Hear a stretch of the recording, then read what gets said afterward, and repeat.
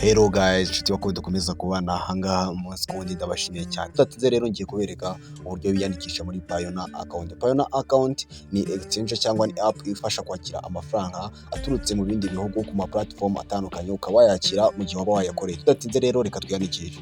Urakanda kuri register, ukimara ukanda kuri register cyangwa kuri sign up urebe ibyo tugiye kuba twakora. Rero ikintu cya mbere urahitamo hari handitse ngo no my business is registered. Ukimara rero kuba wabihitamo ahangaha urazishyiremo amazina yawe, numara gushyiramo amazina yawe ibintu byose tugiye kubikora twihuta kugira ngo tudatinze no video. Ubu ngubu ukimara kuba wasuza kwiyandikisha wabihuje na bank, reba ino video yose kugira ngo ubikore neza, uyihuze na bank account ndetse n'ibindi bitandukanye. Ikintu ukora urakanda hariya kushyiramo imyaka yawe cyangwa imyaka ikubaruyeho, nurangiza ukanda kuri karakantu ko gusubira inyuma, nurangiza uhitemo umwaka wavutsemo, itariki n'ibiki byose bihura n'irangamuntu ku buryo nta kibazo na gitoya wakigera ugira mu gihe baba bagusabye ko ukora verification. Ikindi kintu uri bukore mbere uko ujya kuyifungura byaba byiza ubaye ufite bank account cyangwa niba utayifite banza urebe uko bikorwa, nurangiza uzashyiraho bank account kugira ngo ubashe kuba wakiyandikisha cyangwa wafungura konti muri Payoneer account, ugire account ya Payoneer yawe ubashe kwakira ama USDC, amadolari ndetse n'amayero ndetse n'andi atandukanye aturutse ku isi ahariho hose mu gihe waba ushaka kuba wakoherezwa amafaranga. Ushobora kwakira amafaranga aturutse muri platform zo gukuraho amafaranga nka Fiverr ndetse n'izindi zitandukanye. Ushobora gukuramo amafaranga warangiza ukayabikuza kuri Payoneer account. Si yo gusa, hari yitwa TimeBucks, hari yitwa Poppo. Izo zose ni platform zishobora gukoresha uburyo bwa Payoneer mu kohereza amafaranga ukayakira ukayashyira kuri banki. Kimara kubyuzamo kuriya urakanda ndetse nugera ahangaha urabona ko ahangaha ikintu cya mbere uri bube wakora urahitamo country, urahitamo igihugu cyawe, nimba uri mu Rwanda uhitamo Rwanda, nimba uri Burundi uhitamo Burundi, nimba uri mu kindi gihugu urahitamo igihugu cyawe.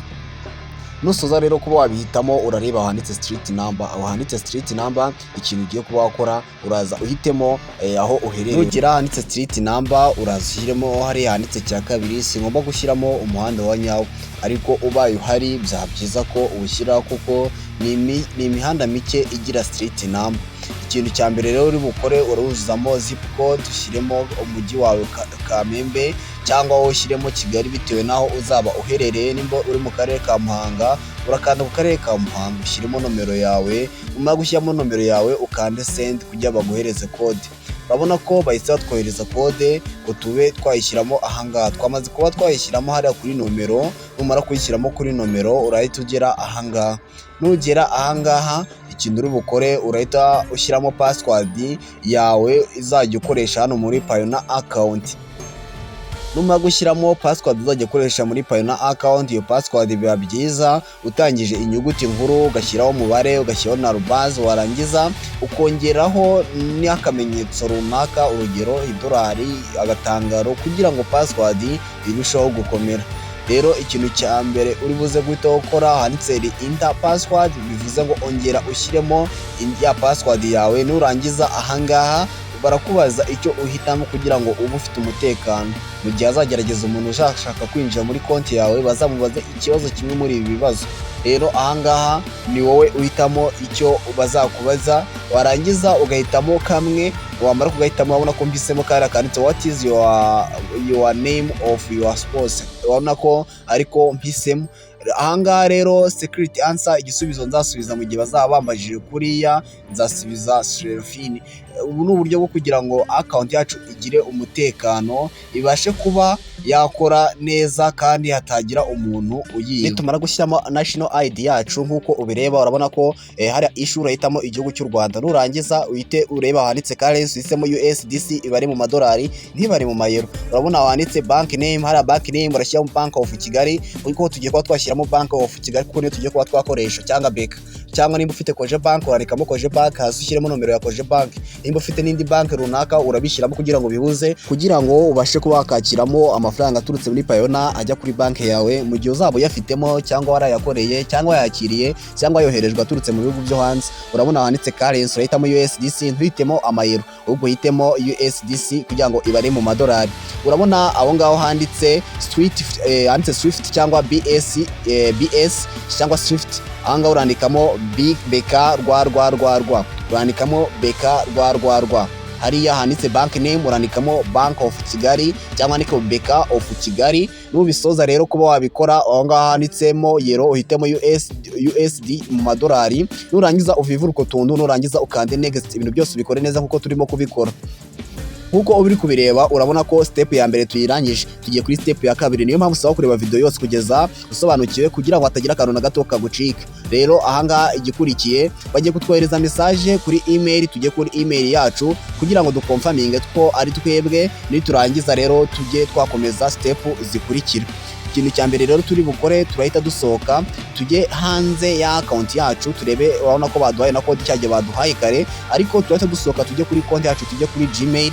Nitumara kugera kuri Gmail account yacu nkuko ubireba, turajya kuri account cyangwa email twakoresheje. Hano bari kutubwira ko hano barimo baratubwira ko Odia Tuyisenga Jean d'Amour, you are reviewing your application for a Payoneer. Kutubwira ngo twabonye neza ko wasabye kwinjira muri Payoneer. Ikintu rero ugiye kuba wabikora no kuba wakomeza ukabemerera ko ari wowe handitse verify your email. Turakanda kuri verify your email, uko baraza kuguhereza message ebyiri kuri email iri ikubwira ngo wasabye ndetse niyo ku verifying. Urabona ko Payoneer bahise tubwira ngo successful verified to your email, email yawe yabaye successful verified. Ikintu uri bukore rero urahita ukora refresh, numara gukora refresh uhite usohoka ujye ahangaha cyangwa ugere ahangaha, urahita ushyiramo username wakoresheje cyangwa tujye gukoresha application kuko twamaze kuverifyinga email. Ahangaha rero tukimara kuba twahagera uraza ushyiremo ibisabwa byose kugira ngo winjire, kuko password uribuka twayikoresheje twayishyizemo ndetse n'ibindi bitandukanye twabashije kuba twabyuzuzamo. Urahita ugenda kuri application yawe, ukimara kugera kuri application yawe urayikandaho utegereze gatoya kugira ngo noneho dukore login, kuko verified twamaze kuba twayikora, twamaze kuba twayihuza ndetse na bank account yacu. Igisigaye no kujya kureba ko ibintu byose bikora, ko twabikoze neza. Ikintu uri bukore rero urashyiramo email yawe cyangwa username wakoresheje, nurangiza ahangaha ushyiremo password wakoresheje kugira ngo dukore login twinjire muri no account. Urabona ko icyiza hari hejuru wakoresha email apana ukoresha username. Email niyo iba iri safe cyane. Nurangiza ukanda hasi handitse sign in kugira ngo winjire muri account yawe. Urategerezaho gatoya kugira ngo winjire muri Payoneer account. Ku bantu badafite ino account ya Payoneer bagerageza bakinjira muri no account kuko izabafasha ibintu byinshi mu kuba bakakira amafaranga cyangwa mu kuba bakohereza amafaranga ku mabanki atandukanye aho baba baherereye hose ku isi. Rero ahangaha urabona ko bakubajije cya kibazo kugira ngo basuzume ko ari wowe, bakubajije cya kibazo kugeza guhitamo, tubabwira ngo bazajya bakubaza iri zina cyangwa bakubaza iri jambo usubiza uko. Nubisoza rero ahangaha harahita hazamo nomero yawe kugira ngo ukore two step verification. Nurangiza ukande turn on kugira ngo dukore two step verification yayo kugira ngo igire umutekano uhagije atazagira umuntu kwinjirira. Rero ikintu uri bukore ahangaha barahita bakoreza code kuri ira nomero wari washyizemo yawe ikubaruyemo cyagiye wiyandikisha kugira ngo ibe ifite umutekano. Buri muntu wese ugerageze kwinjira muri account yawe bazajya bamubaza no code, naba atayifite cyangwa adafite nomero yawe ntabwo yabasha kwinjira muri konti yawe. Niyo mpamvu ino konti ifite umutekano. Urabona ko two step verification ibaye turned on, igihe cyose azajya bayibaza na nomero yabashije kuba yakinjiramo urakanda wanditse turn on utobyinjiramo kuko bizaba byamaze kuba turned on. Rero nubisoza urategerezaho gatoya cyane kwinjira. Ubona ko batubwiye ngo welcome to Payoneer App, ikaze muri Payoneer App cyangwa muri no Payoneer account. Rero turategerezaho gatoya ukanda wanditse start, nurangiza ukanda wanditse start. Urabona ko hano bari kutubwira ngo dukoreshe fingerprint cyangwa tuyihorere mu buryo bwo kuba twayihereza umutekano mu gihe cyo kuba twakinjira. Rero ahangaha ni woza ko wabyemera, ngera ubona ko mbyemeye hanze approval to use fingerprint. Ahangaho rero uhita ushyiraho fingerprint inyuma, cyangwa niba utayifite urakanda wanditse not now. Nurangiza ukomeze imbere muri account yawe kugira ngo turebe neza ko account yawe koko ikora ibintu byose kandi bikora neza, usobanukirwe uburyo bwo kuba wayikoresha. Urabona ko tukimara gushyiraho two step verification cyangwa gushyira ira fingerprint barahita batwohereza indi code. kugira ngo ino fingerprint ijyemo. Umuntu wese uzagerageza kwinjira muri konti yacu bazamubaze fingerprint. Rero iki ngiki ni uburyo bwo kurinda umutekano wa telefone yawe. Urategereza haze message ya code, message ikimara kuzamo ahangaha urabona ko ije iturutse kuri Payoneer. Ikintu uri bukore, iyo message urahita uyishyiramo aho ngaho. Ukimara kuyishyiramo urahita ukanda verify ukomezemo muri app yawe. Urabona ko your Payoneer app is already, batubwiye ko your Payoneer app ubu ngubu yamaze kuba ya creating. Urabona ko amazina yanjye yahise agiramo kandi iri kubara mu buryo butandukanye. Iri kubara mu buryo bw'amayero, ikabara mu buryo bw'amadolari, ikabara mu buryo bwa GB balance. Rero ahangaha harimo ibintu bitandukanye. Urabona ukeneye kuyihuza na card, urabona hari yanditse card. Hano harimo utundi tuntu tugiye dutandukanye ushaka kuba wakakiramo amafaranga kuri banki zitandukanye, cyangwa ukaba washyiramo ID account ya Payoneer kugira ngo wakire amafaranga muri Payoneer. Bimaze kuba yakira ahangaha rero urabona ko bari kongera gusuzuma ko ari twebwe dusaba gushyiraho fingerprint, tuyishyizemo. Bagusaba no gushyiramo password, niturangiza nayo tuyishyiremo. Uretse ko fingerprint yonyine iyo uyishyizemo iba ihagije yo wakoresheje telefone, ariko iyo utayifite ukoresha password. Ukabona ko proving secure action, barimo barasuzuma neza ko ari twebwe nyiri account. Ikintu bari gukora bari kugira ngo batubwire neza ko nimba ari twebwe bagiye kutwohereza kuri email account. Tujye kuri email account kugira ngo tujye kureba neza ko cyangwa tubemerere ko ari twebwe turi kwinjira muri no konti ya Payoneer, kugira ngo tutazigira twibwa, konti yacu ibe ifite umutekano uhagije. Rero ikintu uri bukore urahita usubira inyuma. Urabona ko hano yari kuverifying email, urabona handitse ngo Payoneer, hano handitse Payoneer auto sign in Kigali, batuba na IP address twakoresheje twinjira. Urahita ukanda hari yes I am in, yego ni njyewe urimo kwinjira. Nurangiza uhite ugaruka hano kuri no application yacu ya Payoneer.